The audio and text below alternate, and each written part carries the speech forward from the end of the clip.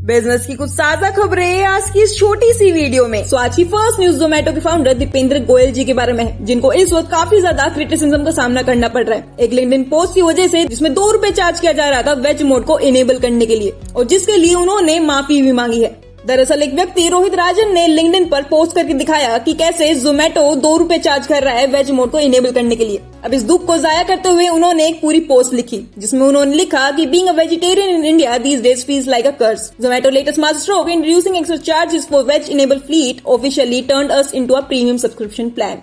So fellow hard viewers, brace yourself, क्योंकि we have gone from green and healthy to green and pricey. Thanks Zomato for proving once again that being a vegetarian is now a luxury tax. और यही नहीं, उन्होंने Zomato के competitor Swiggy को लिखा कि thanks for treating us equally, basically saying धन्यवाद Swiggy हमें इक्वली ट्रीट करने के लिए। अब इस पोस्ट के नीचे दीपेंद्र गोयल जी भी रिएक्ट करते हैं और वो उसमें माफी मांगते हैं। उन्होंने माफी मांगते हुए ये लिखा, this is absolutely stupid on our part and I am super sorry for this. This charges has been removed today itself and will also fix what needs to be fixed in the team, so ऐसा कुछ वापस ना हो। अब इस post के नीचे कुछ जनरल पब्लिक के रिएक्शन देखने को मिले हैं। मैं उसके लिए इस पोस्ट का लिंक आपको डिस्क्रिप्शन में दे दूंगी, आप जाकर वहां पर देख सकते हैं। इसके अलावा जोमेटो के बारे में एक और न्यूज है कि जोमेटो जल्द ही इन्फ्यूज करने वाला है 500 करोड़ अपने प्लेटफॉर्म, अपने ब्रांड ब्लिंकिट के अंदर।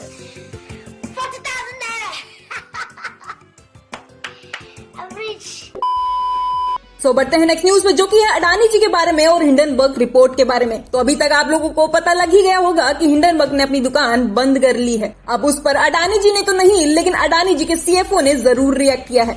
अडानी ग्रुप के सीएफओ जुगेशिंदर सिंह ने एक्स पर एक क्रिप्टिक रिस्पॉन्स दिया है, जहां पे उन्होंने लिखा कि कितने गाजी आए और कितने गाजी गए, बेसिकली सेइंग कि कितने आए और कितने गए। अब हिंडनबर्ग के बंद होने का कारण उनके फाउंडर ने बताया कि उन्होंने पहले से डिसाइड किया हुआ था। पर इस पर मेरा आपसे एक सवाल है, क्या आपको लगता है कि उन्होंने खुद से बंद किया है या फिर बंद करवाया गया है? मैं अगर अपनी बताऊं तो मुझे नहीं लगता है कि उन्होंने खुद से बंद किया है। और मुझे इस इंसिडेंट से अडानी जी की एक लाइन याद आती है कि मैं सोच भी बदलता हूँ, मैं नजरिया भी बदलता हूँ, बदलता नहीं कुछ तो मैं लक्ष्य नहीं बदलता हूँ, उसे पाने का पक्ष नहीं बदलता। अडानी जी ऑन टॉप। बढ़ते हैं नेक्स्ट न्यूज पे, जो कि है दुनिया के सबसे बड़े टेक जायंट्स के बारे में, जिनको अपने डोनेशंस की वजह से बहुत सारा क्रिटिसिज्म का सामना करना पड़ रहा है। अपने $1 मिलियन के डोनेशंस की वजह से जो उन्होंने किया था डोनाल्ड ट्रंप को उनके इलेक्शन जीतने के बाद, और जिस न्यूज को हमने भी कवर किया था। एक बार आप इन कंपनियों के नाम देखिए, Amazon, Apple, Google, Meta, Microsoft, OpenAI और उबर जैसी बड़ी कंपनियों का नाम इसमें शामिल है, जिन्होंने $1 मिलियन के डोनेशंस दिए थे डोनाल्ड ट्रंप को। और इसी पर अपोजिट पार्टी डेमोक्रेटिक पार्टी के 2 पॉलिटिशियन ने रिएक्ट किया और इनको बहुत ज्यादा क्रिटिसाइज भी किया, और जिनका नाम है एलिजाबेथ वॉरेन और मिचेल बेनेट, जिन्होंने इन डोनेशन के पीछे का एक्सप्लेनेशन मांगा है 30 जनवरी तक।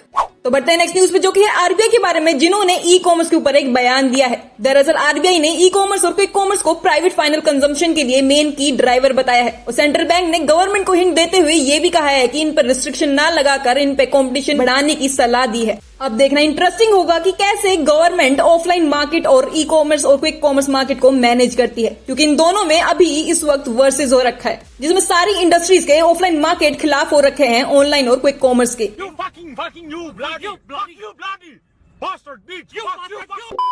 तो बढ़ते हैं नेक्स्ट न्यूज पे, जो कि है मुकेश अंबानी जी के बारे में, जिन्होंने क्रिप्टो में एक कदम रख लिया है। तो रिसेंटली मुकेश अंबानी जी ने लॉन्च कर दिया है न्यू रिवॉर्ड टोकन कॉल्ड जियो कॉइन, और किस पर? वो है पॉलीगन ब्लॉकचेन नेटवर्क पर। और अगर आप हमारी न्यूज को बहुत पहले से फॉलो करते आ रहे हो तो आपको पता होगा कि हमने भी इस चीज को डिस्कस किया था कि कैसे अगले साल यानी कि इस साल क्रिप्टोज रेगुलेट हो सकती है इंडिया में, और मेरे हिसाब से ये एक हिंट भी है कि क्रिप्टोज रेगुलेट होने वाली है इस साल, क्योंकि मुकेश अंबानी जी ऑफ कोर्स सबसे बड़ा नाम है हमारे देश में, और उन्होंने अगर ऐसा कुछ स्टेप लिया है तो इससे आप अच्छा खासा हिंट ले सकते हैं कि आपको भी तैयार हो जाना चाहिए क्रिप्टोज के लिए। इस पे आपका क्या मानना है मुझे कमेंट सेक्शन में जरूर बताना। तो बढ़ते हैं नेक्स्ट न्यूज पे, जो कि है इंस्टाग्राम के बारे में, जिसने अपने ऐप के अंदर एक चेंज लेके आया है, जो कि अगर आप भी चलाते हैं तो आपने भी नोट किया होगा कि अब आपकी प्रोफाइल ग्रिड रेक्टेंगल शेप में है, ना कि स्क्वायर में। और ये किया क्यों गया है, तो इसका जवाब देते हुए इंस्टाग्राम के हेड एडम ने बताया कि अब वर्टिकल कंटेंट डोमिनेट कर रहा है, यानी कि अब आपको पता है कि आपको इंस्टाग्राम पे सबसे ज्यादा क्या पोस्ट करना है। और वैसे आप हमें भी फॉलो कर सकते हो, वहां पे हम वहां पर भी एक्टिव अब हो रहे हैं धीरे धीरे करके, लिंक डिस्क्रिप्शन में गिवन है, वहां जाकर फॉलो कर सकते हो। बढ़ते हैं नेक्स्ट न्यूज पे, जो कि है पेटीएम के बारे में, जिसने सेटल कर लिया है सेबी के साथ 3.32 करोड़ रुपए देकर। और वो भी बिना एलिगेशन एक्सेप्ट किए या फिर डिनाई किए। मतलब दोनों में से कुछ भी नहीं, बीच का रास्ता लेकर सेटलमेंट कर पेटीएम अब फ्री हो चुका है। अब एलिगेशंस क्या थे और ये पूरा केस क्या था, इसको मैं एक्सप्लेन नहीं कर पाऊंगी, लेकिन मैं आपको शॉर्ट में बता देती हूँ कि जब सेबी में आईपीओ फाइलिंग की रिपोर्ट्स प्रेजेंट करी गई थी, उसमें कुछ मिस रिप्रेजेंटेशन थी, जिसकी वजह से बोर्ड मेंबर्स पर बहुत सारे एलिगेशंस भी लगे थे और उसमें ईसॉप्स के भी कुछ एलिगेशंस थे। तो उसी पर उन्होंने इस वक्त 3.32 करोड़ रुपए देकर सेटल कर लिया है केस। अब इस चीज के ऊपर मैं कुछ नहीं बोलूंगी, सही में वेरी डेंजरस। सो बढ़ते हैं नेक्स्ट न्यूज पे, जो कि है ट्रम्प जी की पार्टी के बारे में, जो करने वाले हैं सभी बड़ी कंपनियों के फाउंडर्स के साथ। बेसिकली इनॉग्रेशन की बात कर रही हूं मैं, वैसे वाली पार्टी नहीं, वो तो वो करते ही रहते हैं, लेकिन उसके अलावा इनॉग्रेशन की, क्योंकि वो अब प्रेसिडेंट बन चुके हैं, यूएस के बनने वाले हैं। तो उसमें सभी फाउंडर्स शामिल होने वाले हैं, बड़े से बड़े, छोटे से छोटे। इलोन मस्क भी उसमें, उनके बेस्ट फ्रेंड उनके साथ दिखेंगे आपको। पर उसमें एक बहुत बड़े फाउंडर नहीं दिखेंगे, जो कि है एनवीडिया के सीईओ। वो इस इनॉग्रेशन पार्टी को स्किप करने वाले हैं किसी रीजन की वजह से, और वो रीजन भी उन्होंने बताया कि वो लूनर न्यू ईयर सेलिब्रेट करने वाले हैं एनवीडिया के एम्प्लॉयज के साथ और अपनी फैमिली के साथ। ऑन रोड सेलिब्रेट करेंगे वो इस चीज को। अब जिन लोगों को लूनर न्यू ईयर सेलिब्रेशन नहीं पता, तो वो है चाइना का न्यू ईयर। तो इस चीज की वजह से वो इस इनॉग्रेशन को स्किप करने वाले हैं, पर उन्होंने कांग्रेस भी किया है उनको वैसे ही। तो बढ़ते हैं नेक्स्ट न्यूज में, जो कि सेबी के स्कैम के बारे में है, जो लोगों के साथ किया जा रहा था। ऑफिशियल सेबी की तरफ से नहीं, लेकिन फेक सेबी की तरफ से।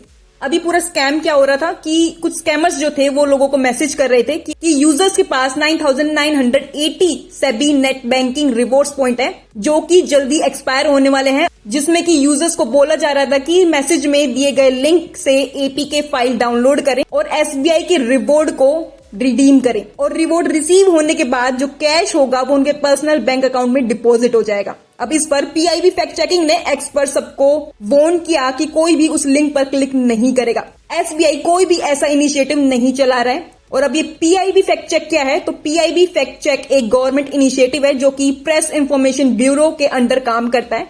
इसका प्राइमरी ऑब्जेक्टिव है कि फेक न्यूज और इन्फॉर्मेशन को आइडेंटिफाई करना और लोगों को एक्यूरेट इन्फॉर्मेशन या फिर डेटा देना। सो बढ़ते हैं नेक्स्ट न्यूज में, जो कि सुंदर पिचाई जी के बारे में, जो कि जल्द ही क्रिकेट टीम में इन्वेस्टमेंट करने वाले हैं, इंडिया की नहीं पर लंदन की। तो अल्फाबेट के सीईओ सुंदर पिचाई ने सिलिकॉन वैली एग्जीक्यूटिव के ग्रुप में शामिल होकर दी 100 के लिए लंदन बेस्ड क्रिकेट टीम को खरीदने का बिड दिया है, और उन्होंने $97 मिलियन से ज्यादा का ऑफर दिया है टीम के एक्विजिशन के लिए। क्रिकेट भी अब ग्लोबली प्रमोट हो रहा है, अच्छी बात है। सो बढ़ते हैं नेक्स्ट न्यूज पे, जो कि है अनिल अंबानी जी के बारे में, जो कि एशिया का सबसे बड़ा सोलर पावर प्लांट बनाने जा रहे हैं आंध्र प्रदेश में, और जिसकी वैल्यू होने वाली है 10,000 करोड़ की। तो अनिल अंबानी जी भी अपनी रिलायंस पावर पर अच्छा खासा ध्यान दे रहे हैं। सो बढ़ते हैं नेक्स्ट न्यूज पे, जो कि है एप्पल के स्टीव जॉब्स के बारे में, जिनका कि 1974 का लेटर इस वक्त 4.32 करोड़ में बिका है। जब वो 19 साल के थे उन्होंने ये लेटर लिखा था, और इसमें एक स्पेशल चीज मेंशन की कि वो अटेंड करना चाहते हैं महाकुंभ मेला हमारे देश का, और वो ये कर तो नहीं पाए, लेकिन उनका ये जो लेटर है ये 4.32 करोड़ में बिका है। सो बढ़ते हैं नेक्स्ट न्यूज पे, जो कि है गौरव तनेजा जी के बारे में, और जिनकी शार्क टैंक की पिच आपने अभी तक देख ही ली होगी। नहीं देखी है तो मैं डिस्क्रिप्शन में लिंक दे दूंगी, आप वहां जाकर देख सकते हैं। पर उन पर अगर जिन लोगों ने देख लिया है वो पूरा एपिसोड, तो आपको पता होगा कि कैसे उनको दबाया गया है। और मैं नहीं, ये ऐसा लोग बोल रहे, पर्सनली मेरे को भी ऐसा लगा कि उनको दबाया गया एक तरीके से। शार्क्स थोड़े से ज्यादा हावी होने की कोशिश हो रही थी उनके ऊपर, पर उन्होंने शार्क टैंक पे जाने के पीछे का रीजन बताया। आप ये वीडियो देखिए। बट हाँ, बहुत लोग कह रहे हैं गौरव भाई को तो पैसे चाहिए नहीं थे, वो सिर्फ मार्केटिंग के लिए गए थे। देखो, मार्केटिंग भी सबको चाहिए होती है और पैसा भी सबको चाहिए होता है भाई। बिजनेस चलाने के लिए दोनों चीजें चाहिए होती है। Marketing is a very important part of running a business. तो हाँ, हम दोनों के लिए गए थे। हमको मार्केटिंग नहीं चाहिए भाई, हमको चाहिए भाई, सबको चाहिए होता है। Everybody, the biggest companies of the world, the iPhones and the Googles, they also need marketing भाई, वो भी मार्केटिंग करते हैं यार। Very important part. दोनों के लिए गए थे। क्या पैसा मिला, किस वैल्यूएशन पे मिला? मांगा तो हमने 100 करोड़ की वैल्यूएशन पे था, कितने पे उठाया, क्या उठाया, वो तो भाई एपिसोड देखेंगे। बिकॉज हम एक स्टार्टअप हैं, तो उस हिसाब से जो सोनी लिव है या सोनी है, उनका जो प्रोडक्शन हाउस है भाई वो भी धंधा ही कर रहा है अपना, उसको भी पैसे ही कमाने हैं यार। तो आज की वीडियो सिर्फ यहीं तक। आपका बहुत बहुत धन्यवाद वीडियो को आखिरी तक देखने के लिए।